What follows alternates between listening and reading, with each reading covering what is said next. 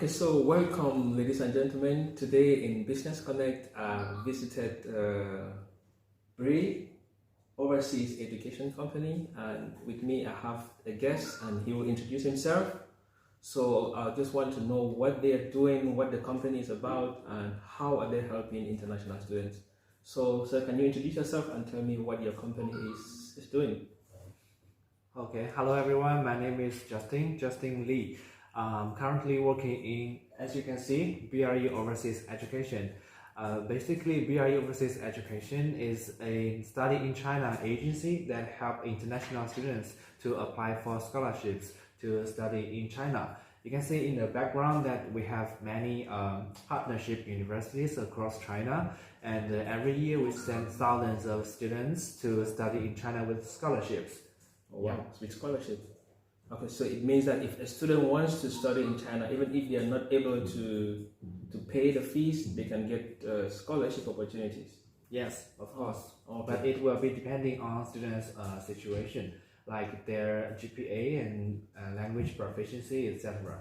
Okay. So what are the chances if a student applies to your company? What are the chances to get this admission?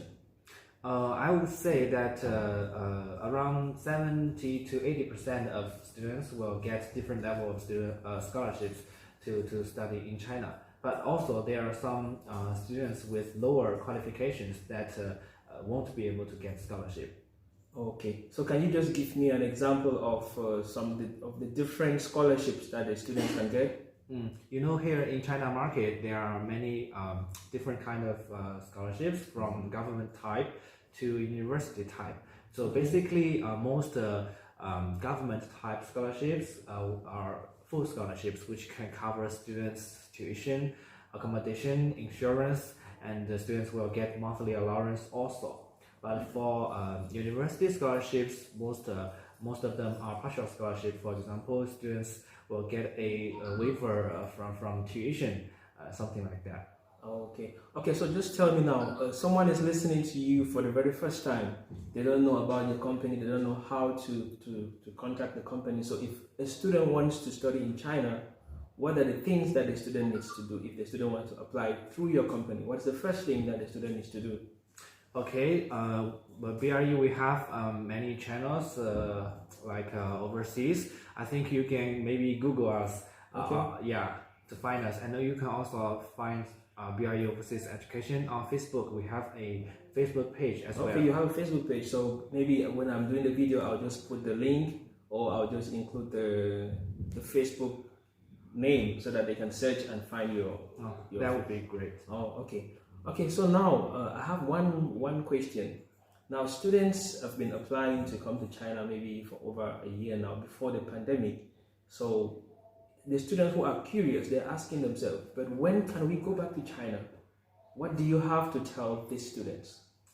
I can say that for now, there is no exact date about when students can return to China for study, because for some students who have returned maybe last year, they still haven't got the chance to enter yet due to border control.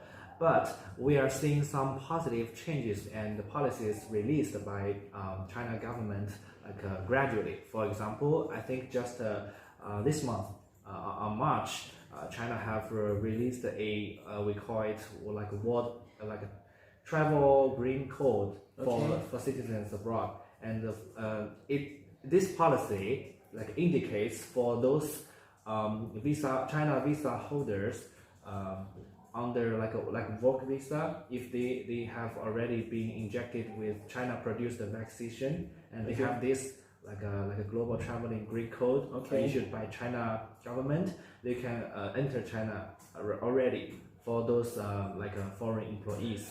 Oh, okay, yeah. Good. Yeah, and businessmen and stuff. But for now, for international students with study visa, still cannot enter right now. But we are keeping a close discussion, and we are keeping a close eye on the latest policy, because we have many teachers from universities. They are very positive about the students' return for this September intake as well. Okay. Because except the international students, all kinds of visa holders can enter China already. Oh, yeah. So It means that there is some positive. yeah, I think maybe international students is the last batch. All right. And Okay. it will be soon. Okay. All right. So another question. So when you help these students to come to China, when they are already in China, what are some of the things that you do to the student? What are some of the activities that you can organize for the student? Because, or maybe once they just come to China, then you can just say, okay, you're in China, now you can do what you want. So what other activities do you organize for students when they're already in China? Do you have something like that? Yes, of course. Actually, BRE, we value our reputation among international students very much. So we think bring students to physically come to their campus is not the ending point of our service, but instead we have some follow-up services for international students as well after they got registered in their campus. For example, if they have any question about their life in China, if they have some queries about the regulations, about all kinds of difficulties, no matter it is study related or life related, they all can come to us, and the BIE consultant will be happy to resolve their queries and difficulties anytime. Oh, that's very good. And also we have many different kinds of offline and online activities for international students as well. For example, for offline, we have like a cafe gallery specifically for students in Shanghai. Oh wow! Yeah, because we are based in Shanghai. Okay. Yes, and also we have we have held like a sports game for international students as well.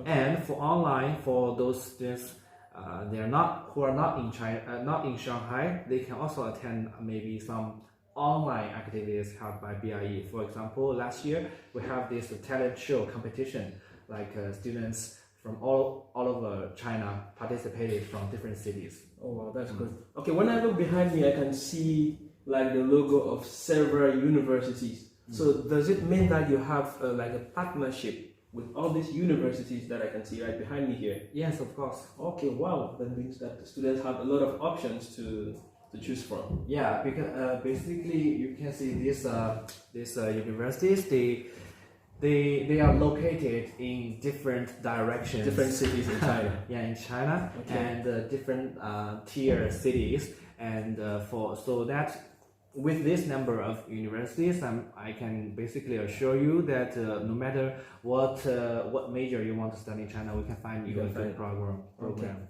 Okay, so before we end the interview, can you just give me a few reasons why students can choose China to study?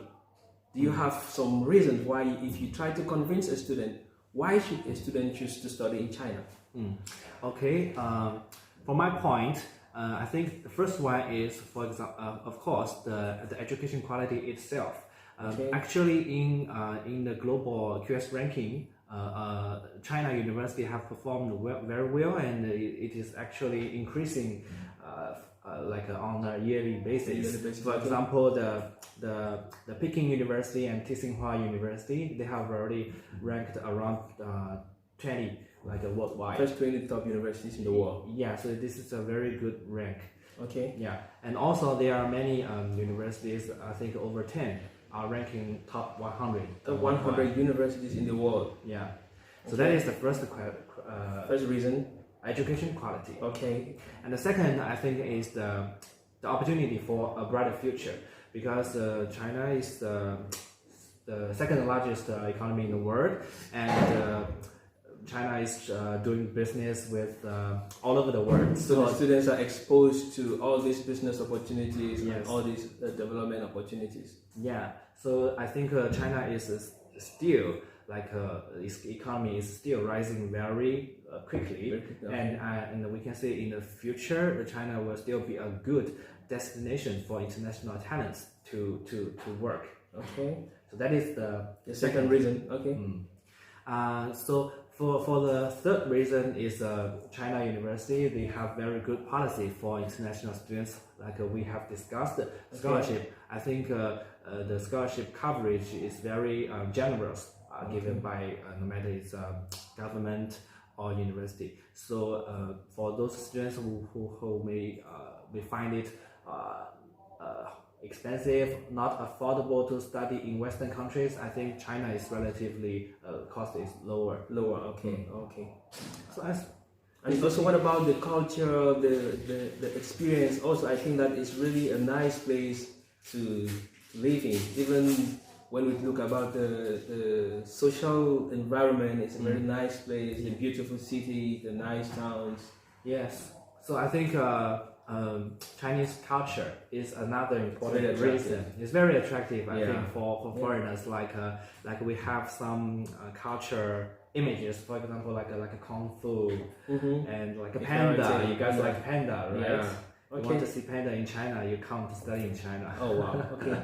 Thank you so much, Justin. So at this point, I think we've come to the end of this video. So if you have any questions about studying in China, or if you have any information you want to find out about studying in China, I'm going to leave the contact information on this video, and you can send them an email. You can add them on WeChat, on Facebook, on WhatsApp, and they will be very free to answer your questions. So is there any last word you want to offer to the viewers before we end the video? Anything? I would just want to say to all your audiences that I think you won't regret to choose China as your study abroad destination. China won't let you down. Welcome. Okay, thank you very much, and I'll see you. Bye-bye. Bye-bye. That's it. Very easy. Bro, you said we are gonna pause, but we didn't pause at all.